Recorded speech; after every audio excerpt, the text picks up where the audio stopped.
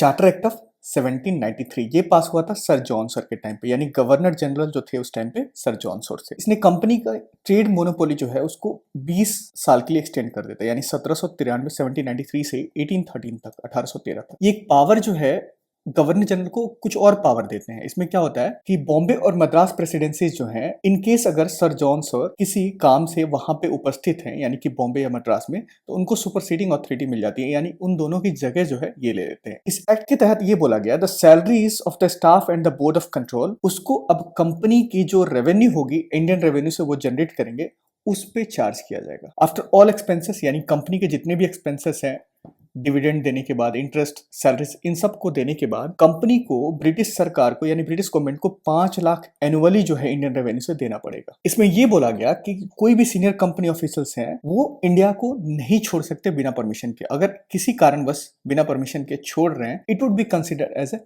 Resignation. Company को एक power दिया, उसको बोला गया कि you can grant licences to individuals, या फिर कंपनी एम्प्लॉयज ऑफिसर्स हैं उसको प्रिविलेज ट्रेड कहा गया या फिर कंट्री ट्रेड कहा गया, आप लाइसेंसेस दे सकते हो। जो एक्ट था ये चार्टर एक्ट, इसने सेपरेट किया revenue administration and judiciary functions को। Which of the following act made provision that the salaries of the staff and the board of control were to be charged out of Indian revenue.